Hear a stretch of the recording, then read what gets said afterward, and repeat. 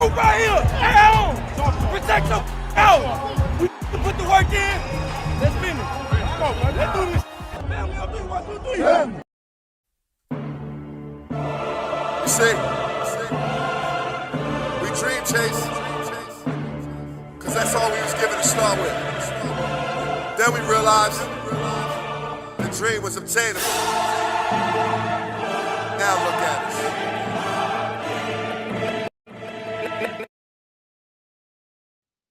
What's going on? This is the Main Thing Podcast, and I'm your man, Big Huss, the one you trust, bringing you all your Philadelphia Eagles latest.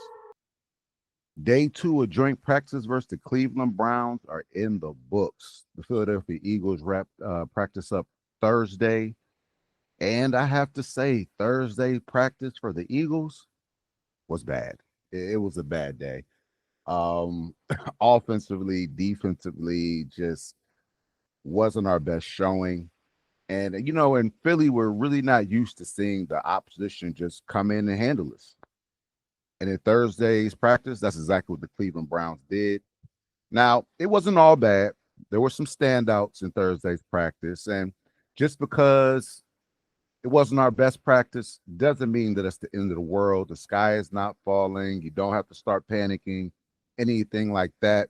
Practice is practice. You never know what the Eagles are going over, installing that day. And historically, the Cleveland Browns always play us really tough. So I'm honestly not surprised that we got a day, they got a day. You know, that's just how the cookie crumbles sometimes.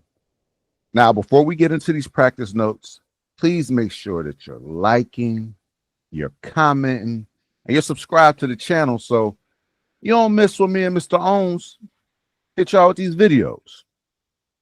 And now let's get into the real meal here, man. We're going to start, as we always do, with the injury report. You had A.J. Brown, who missed his 8th practice with a hamstring injury. There was some speculation, rumor going around that he might have suffered a setback, but Nick Sirianni cleared that air, saying there was no setback. He will be back as soon as possible and will pretty much be ready for week 1. I honestly think this is just a precautionary thing.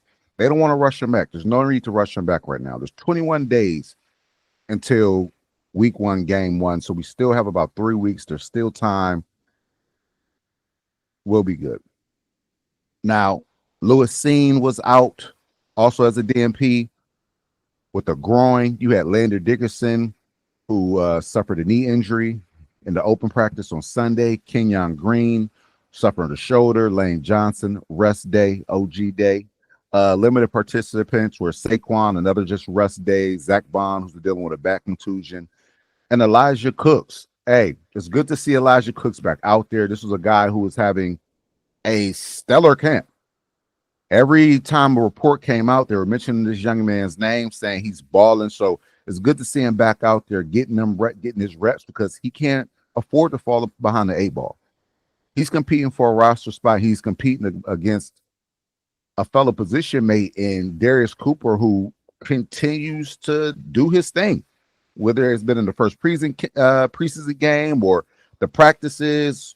He's just his name. It's another guy where his name keeps popping up. He had a good day. He had caught a crosser. They call him Crosser King, man. All hands for a nice chunk play, and then beat Denzel Ward on a slant route when the ones were up for another big game. Darius Cooper continues to impress. Now, this is a guy where I'm not going to say that he's an automatic roster lock just because we have receivers in the room who was drafted in Johnny Wilson and Aniyah Smith, who they still might hold over him just for the simple fact they put some draft capital into those players. But if he comes out and has another stellar preseason game, hey, ladies and gentlemen, he might be cooking. But the Birds offense in a whole, man, they couldn't get out of first gear, going 0 for 5 in the red zone during their attempts in 11 on 11s. Smitty, they said, was blanketed all day by Denzel Ward. He couldn't really get off. Only plus side was there were no turnovers. So I guess I'll take a turnover, a no turnover friendly type day. But the offense, they got to kick it into gear. Myles Garrett, man, Myles Garrett continues to be Myles Garrett, ladies and gentlemen. Arguably the best edge rusher in the league. He wreaked havoc on Philly's O-line all day. Our good guy Jimmy Kempski wrote Myles Garrett is sacking Jalen Hurts on almost every play. He just pulls up and lets the Eagles finish the rep. It's almost comical. Now, look, we all know Myles Garrett is a terror. He's a terror on all lines. He just that's just what he does. He puts folks in the blenders and just goes ham for real. But we got to tighten up. And I know that we had some backups out there. Like I said, there was no Lane Johnson. Sure, so more than likely, you were seeing a lot of Matt Pryor at tackle, and it wasn't a good showing. It wasn't a good showing. So I'm gonna need those backup O linemen to step it up. Now they also said that the Browns are doing some funky things with the D line, showing a bunch of looks that Philly wasn't really ready for, that you don't typically see in a joint practice type session. But all the same, look, you're gonna get every team's best, whether it's on game day or it's practice day. So you have to be prepared for that. And that's stuff that you're gonna see throughout the season. You know, which, like I say, it isn't a bad thing. It isn't a bad thing.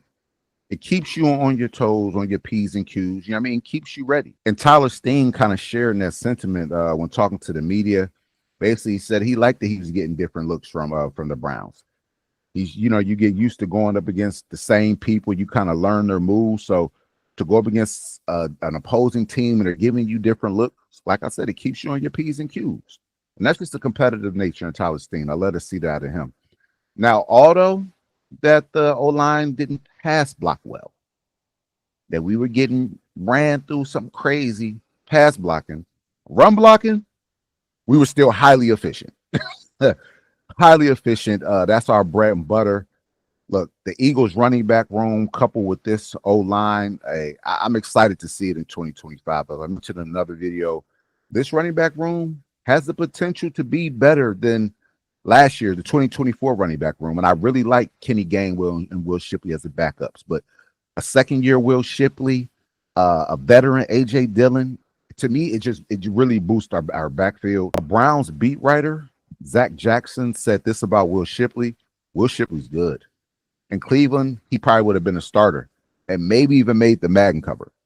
That's the type showing that Will Shipley was having during these practices. He was catching the eye of the opposing team. And like I said, this running back room could be special, ladies. Like we already know Saquon is going to get a bulk of the touches, but Saquon needs a breather. He's going to have to get a sip of water every now and again. You feel me? And when you insert the big bruiser in A.J. Dillon, you insert the all-around player and all-around running back and Will Shipley, it can get scary. It can be scary hours in Philly, truly. Now, just as bad as the offense was, I must say, the defense was no better. It was a bad day for the defense. You had 40-year-old Joe Flacco out there slinging all over the yard. Okay. He went 7 for 10, had 2 touchdowns. And it wasn't like, as we've seen in some previous reports where you're like, man, or you watch the game versus our first preseason game, versus Cincinnati, where they kind of picked on Keeley a little bit. They kind of picked on Adoree a little bit. It was none of that. Everybody was getting that work from Joe Flacco in Thursday's practice, whether that be Quinion, Coop, like I said, Keeley, everybody was Adoree, everybody was getting some. So it was just a bad day for the secondary. I don't know if they were trying some new techniques out or whatever the case may be, but Jerry Jeudy and them boys, hey, they was out there giving it to them straight up.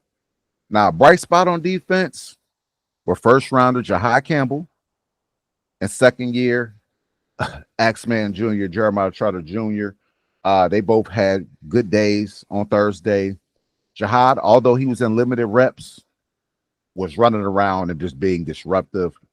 Pressured Flacco and Dylan Gabriel on several plays. Just continues to show what we believe he will be, and that is a star in Philadelphia.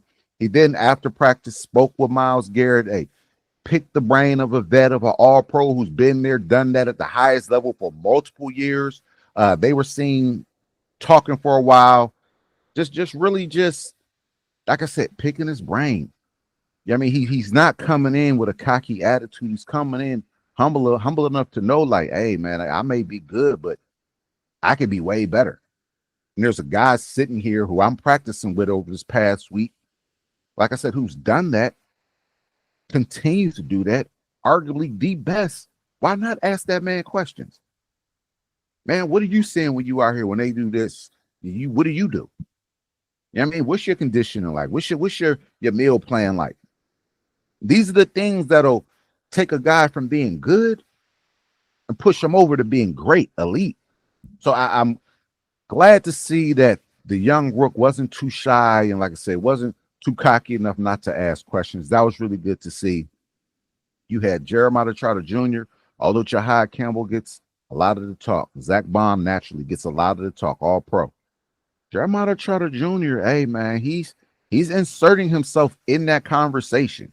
I would not be surprised if week 1 our starting linebackers were Zach Baum and Axeman Jr. Per Jeff Kerr, thoughts on Jeremiah Jr.? Had an outstanding day against the Browns offense. Was in on many of the run plays. He's just seen being where he's supposed to be. Never really out of place. You know, if anything, he's going to know his job. He's going to go 100% all the time. And it's starting to show up in year 2. Had a quiet year 1, but year 2 with the experience, with the reps, like I said, he's putting his name in that hat in that conversation, truly. Now, the defensive player of the day might have come from rookie Andrew McCuber. He recorded an interception on a tip pass intended for Deontay Johnson. Hey, the Rook just needs reps. He's been out. He's dealing with a shoulder injury, so he missed a lot. He's just really kind of getting back into the swing of things. So really getting back now, you're getting your hands on the pill. That's always a plus, but we have to be consistent because then it was later stated that Drew got beat by fellow rookie Harold Fannin for a touchdown. You know, so there's some good, there's some bad. I believe with Andrew McCuber, I believe it's just more so he needs the reps. He has to be out there. He has to be out there live game action. Standing from the sideline, looking in, getting your mental reps is nice. But being out there on the field in the thick of it is much better. You'll learn a lot faster from that. And I just think that's what this guy needs. It's the NFL. I mean, you're not, although Texas is a big program, you know what I'm saying? D1 program, they play top-notch ball. It's not Philadelphia, ladies and gentlemen. So I just think with reps, he'll once it's another guy, we putting his name in that hat. For that starting role, the opposite Reed Blankenship. Now, in my heart of hearts, I do believe week 1 will be Sidney Brown and Reed, but all the same, this guy, Andrew McCuber, has the potential to be a star. He even rotated in with the ones and safeties at times, so Vic is seeing something in him, is trusting him to be in. You know, Vic felt he was too far behind the 8 ball. He wouldn't put him out there. So they're seeing something. They're believing in him. Like I said, I think everything will just come with reps. Now, we play the Browns on Saturday at 1 at the Link. Make sure you're dialed in. It'll be a lot of exciting play. I can't wait to watch. You know, I'll be eyes glued to the TV as I am for all Philly games. So stay tuned. Me and Mr. Owens, we dropping more videos, our thoughts on the game. Stay locked in with us across all our platforms, whether it be, you know, X, Instagram, YouTube. We here, and we talking that Philly talk. I hope everyone has a great weekend. Like I said, watch that game. Until next time, we out.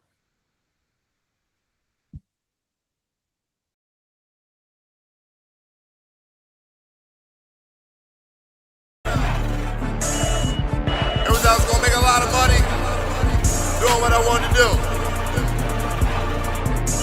I went after it, and it was a struggle to achieve it. But you know what? I caught that bitch. Dream chasing.